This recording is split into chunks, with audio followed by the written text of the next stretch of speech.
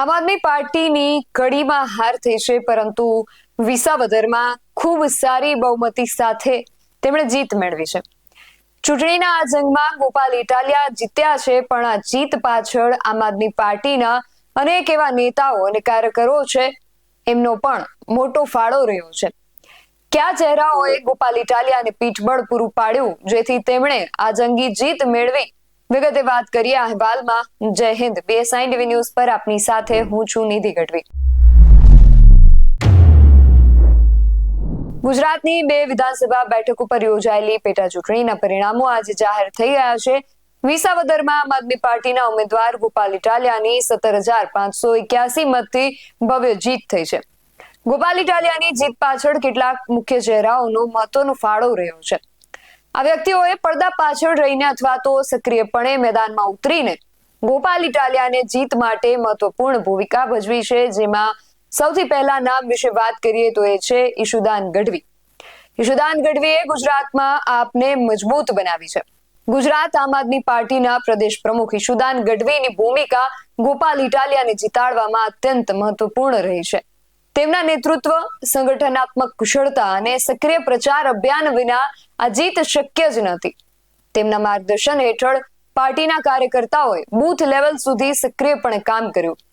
એક લોકપ્રિય ચહેરા તરીકે તેમણે પોતે પણ અનેક સ્થળોએ સભાઓ ગજવી હતી, જેનું પરિણામ આજે આમ આદમી પાર્ટીને મળ્યું છે. એ સિવાય ગ્રામીણ વિસ્તારોમાં ચૈતર વસાવાનો પ્રભાવ પણ કારગર સાબિત થયો છે. ભરૂચના ડેડિયાપાડાના ધારાસભ્ય ચૈતર વસાવાનો આદિવાસી અને ગ્રામીણ વિસ્તારોમાં નોંધપાત્ર પ્રભાવ છે.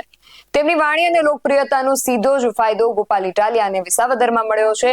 વસાવાએ પોતાની સભાઓમાં ભાજપ સરકારની નીતિઓ અને ખેડૂતો તથા સામાન્ય લોકોના મુદ્દાઓ પર ભાર મૂક્યો હતો.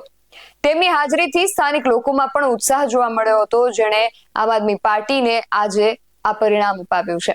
એ સિવાય વાત કરીએ હેમંત ખવાની. હેમંત ખવાનો યુવા અને સક્રિય પ્રચાર રહ્યો છે. આમ આદમી પાર્ટીના અન્ય એક સક્રિય ધારાસભ્ય હેમંત ખવાએ પણ વિસાવદરના પ્રચારમાં સઘન રીતે ભાગ લીધો હતો. ખવાએ યુવાનો અને શહેરી મતદારોને આકર્ષવામાં મહત્વની ભૂમિકા ભજવી હતી. તેમની સભાઓમાં ભીડ ઉમટી પડતી હતી અને તેમણે આમ આદમી પાર્ટીના વિકાસના એજન્ડાને અસરકારક રીતે રજૂ કર્યો હતો. હેમંત ખવાની સક્રિયતાએ ધરાતલ પર કાર્યકર્તાઓ જે હતા એમની અંદર જોશ ભર્યો અને પ્રચારની જે ગતિ હતી તેને વેગ આપ્યો. એ સિવાય અન્ય લોકપ્રિય ચહેરો જે છે એ છે રાજુ કરપડા, અને આ ચહેરો ખાસ ખેડૂતોને ગમતો ચહેરો છે.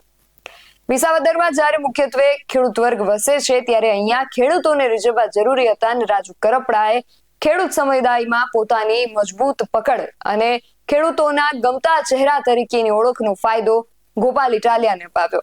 તેમણે ખેડૂતલક્ષી મુદ્દાઓ પર ધ્યાન કેન્દ્રિત કરીને આ વર્ગના મતદારોને ઇટાલિયા સાથે જોડવામાં મહત્વપૂર્ણ ભૂમિકા ભજવી. એ સિવાય અન્ય ચહેરા વિશે વાત કરીએ એ છે પ્રવીણ રામ. પ્રવીણ રામ ગોપાલ ઇટાલિયાની ટીમમાં એક અનુભવી સંગઠનકર્તા અને રણનીતિકાર તરીકે ઉભરી આવ્યા. તેમણે આમ આદમી પાર્ટીના પાયાના સંગઠનને મજબૂત બનાવવામાં અને કાર્યકર્તાઓને એકજૂટ કરવામાં અગત્યનો ભાગ ભજવ્યો.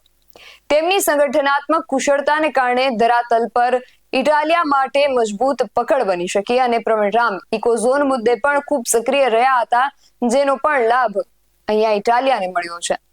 એ સિવાય એક ચહેરા વિશે આજે મારે વાત કરવી છે, એ છે યુવરાજસિંહ જાડેજા. યુવરાજસિંહ જાડેજાએ શિક્ષણ ક્ષેત્રે અને યુવાઓના મુદ્દાઓ પર સતત અવાજ ઉઠાવ્યો છે અને ખાસ કરીને તેમણે સરકારી ભરતીઓમાં થતી ગેરરીતિના પ્રશ્નો ઉઠાવીને યુવા વર્ગમાં પોતાની એક આગવી છાપ ઊભી કરી છે અને તેમની આ સક્રિયતાનો ફાયદો ગોપાલ ઇટાલિયાને પણ મળ્યો. યુવરાજસિંહના મુદ્દાઓ અને તેમની લડતથી આમ આદમી પાર્ટી પ્રત્યે યુવાનોનો વિશ્વાસ જે છે એ વધ્યો અને આ યુવા મતદારો ઇટાલિયાની જીતમાં નિર્ણાયક સાબિત થયા. એ સિવાય વાત કરવી છે અમુક ચહેરાઓ વિશે જે ઓછા જાણીતા છે, પરંતુ તેમનું જે યોગદાન છે એ ખૂબ મહત્વપૂર્ણ રહ્યું. એમાં એક નામ આવે છે મનોજ સોરઠિયા. પ્રચારનું મુખ્ય પાસું બન્યા હતા મનોજ સોરઠિયા. મનોજ સોરઠિયાએ ગોપાલ ઇટાલિયાના પ્રચાર અભિયાનમાં યુવાનોને જોડવામાં મહત્વની ભૂમિકા ભજવી હતી. સોશિયલ મીડિયા પર અને જાહેર સભાઓમાં તેમની સક્રિયતાએ યુવા મતદારોને આકર્ષવામાં મદદ કરી. તેઓ ઇટાલિયાના સંદેશને અસરકારક રીતે લોકો સુધી પહોંચાડવામાં સફળ રહ્યા. એ સિવાય અન્ય એક નામ જે સામે આવે છે એ છે હરેશ સાવલિયા. સ્થાનિક પ્રભાવ હરેશ સાવલિયાએ ઉભો કર્યો. હરેશ સાવલિયાએ સ્થાનિક સ્તરે જનસંપર્ક જે છે એને મજબૂત બનાવવામાં અને સામાન્ય લોકો સાથે સીધું જોડાણ સ્થાપિત કરવામાં મુખ્ય યોગદાન આપ્યું. તેમનો સ્થાનિક પ્રભાવ અને લોકો સાથેના અંગત સંબંધોએ મતદારોની ટાલિયા તરફ વાળવામાં મદદ કરી.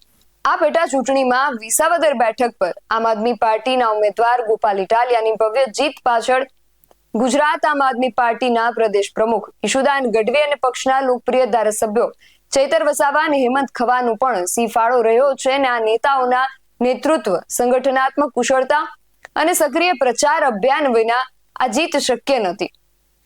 જ્યારે અન્ય નેતાઓ અને કાર્યકરો જેના વિશે આપણે વાત કરી એમને પણ આ જીતમાં પોતાનો ભાગ ભજવ્યો છે. આ સિવાય આમ આદમી પાર્ટીની જીતનું તમને શું કારણ લાગે છે અમને કમેન્ટ કરીને ચોક્કસથી જણાવજો. આવા જ વધુ અહેવાલો સાથે મળતા રહીશું. તમે મારી યુટ્યુબ ચેનલને સબસ્ક્રાઇબ કરવાનું અને અમને ફેસબુક અને ઇન્સ્ટાગ્રામ પર ફોલો કરવાનું ભૂલશો નહીં. બાકી અવનવી અપડેટ્સ માટે આપ જોતા રહો BS9 TV ન્યૂઝ. નમસ્કાર.